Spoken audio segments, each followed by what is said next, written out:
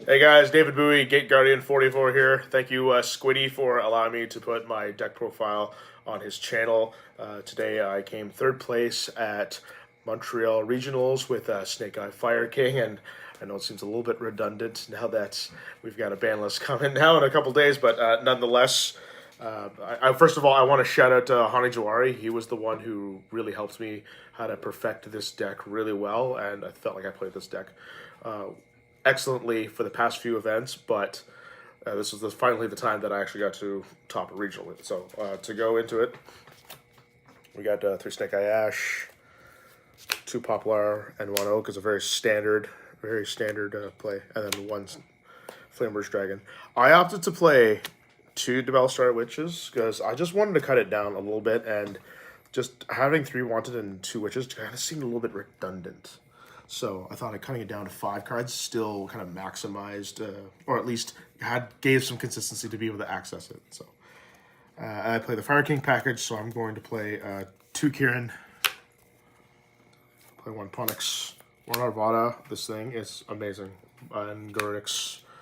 There are a lot of plays where I would try to play around Nib, and it all revolves around making sure you dump Arvada and then bringing it back with Promethean Princess while having the Snake Eyes Flamber's Dragon on board. Hani showed me how to go through that line, and I did that line a lot, and I did play around Nibiru a lot this weekend, so it really helped.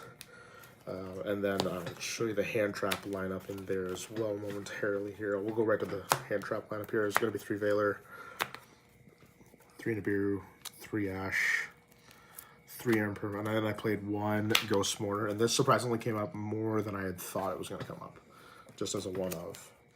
So I play 3 Bonfire, 3 Wanted, 3 Crossout Designator. I was back and forth on deciding to play this main deck, and I'm very glad I did. There were many turns where I got hand-trapped multiple times, and I got bailed by Kirin and Crossout Designator, so that helped. I like playing the Divine Temple, along with, of course, you gotta play the original Sinful Spoils. The Divine Temple is also excellent for if you're going second. It really helps you make great plays, especially if you open up to Bellstar as well. It gives you a secondary option for a Poplar search. And also, if you get Shifter first turn, you can set up the Temple and put, I'm pretty sure you can put Oak, or so you can put like an Ash in the back row, and then you search Poplar, and you make, and then you also have an IP Masquerena. So that's what I like to do with this to keep it going. And I play I play the 2 Fire Kings, Sanctuary Islands. Sanctuary is part of like the Ash to send it off with, to special summon Flamberge. And then I play 1 Tactics Talent. Funny enough, I saw this about 4 times. I activated it, and then of course 1 for 1. So that's the main deck. It is 42 cards. I originally was playing 43 for a while, but one was like cutting down the Witch. So let's go to the extra deck. One Link Kribo Rip. This thing was huge. Silent Wolf is absolutely vital to the deck. I probably made this about almost every single match. This thing is so good.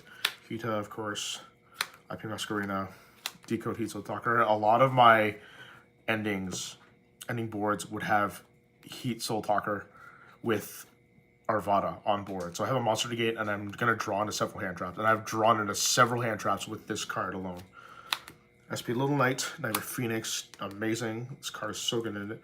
Dark, 2 Promethean Princess.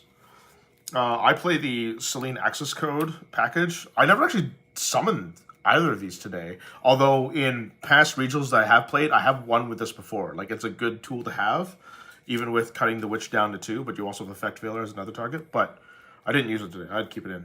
Appaloosa, I oddly also did not summon this today either. For some reason, I'm just not summoning this. I'm always trying to play around Nib, and I just never seem to make this. And every time I want to make it, I always think that they have Tactics Talent, and they take it away from me. I've had so many bad experiences. World's Atlantis and Salamar Great Raging Phoenix to help you with the OTK. Now to go to the side deck, we have 1 Meganut, and I play 3 Druisworm. I know a lot of people are trying to go with like 2 Druisworm and 1 Sarnier, or add in a Baldrake as well, but I just want to make sure that I can get this Druisworm off because it cripples a lot of decks if you can fire this off as well. So I just wanted to maximize on Druisworm to make sure I saw it, and I did go against a Voiceless player, and they did come up. It really helped. The Ghost Bells is for the Voiceless matchup. Also, you can play it in the Mirror match as well to get the Flamber's Dragon as well. And Promethean Princess and Hita if are also other targets. I opted to bring back in Droll because in my last regional, I had gone against a couple Flu players, and I wish I had Droll. Also, with the rise of the Cashier Snake guy, it dies out to Droll more often because they want to open Cashier, and if you can get it, this will lock them out. So, I played the other Ghost Mourner. I played one Snake Eyes Flamber's Dragon in the side deck. Again, props to Honey for that one. He told me that when you're going second, you're going to side out all of your Fire King stuff. And then you're going to add in this second Flamber's Dragon to add some extra consistency. And you basically play pure Snake Eyes at that point. Even without Borderlord Savage Dragon and Baron, it can still pose as a dangerous threat. And I was skeptical when I first heard of it at first, but then I tried it and I realized, no, I can get around it just fine. It works. This thing was amazing. And there are many times where I needed 2 Flamber's Dragon when I was playing, going second in many of my matches. Play 3 Cosmic Cyclone, 1 Feather Duster. I want to make sure I can maximize out the back row removal. And I played 1 Call by the Grave. I opted not to play Summon Limit because I felt like my deck was good enough to go first with everything that I already had, that I didn't need Summon Limit to really break it apart. But I would side this in going second to take out the Crossing Detonators as well. So that is it. Thank you very much again for everyone who supported me and everyone who cheered me on. This has been a long time coming. I haven't top 8 a regional in 5 years. So I've won a lot of events in between, but not regionals. So this was pretty big for me. So I'm glad I was able to get one more win on the final day of the format. So thank you again, Squiddies, for allowing me to put my video on your channel. And don't forget, I also have my own channel as well. It's a Yugioh podcast called Gate Expectations Podcast. And I'm sure Squiddy will put it that somewhere. But it's a podcast where I talk to a lot of famous players, notable people, and anyone in the Yu-Gi community that's popular out there. So please check it out. Thank you so much.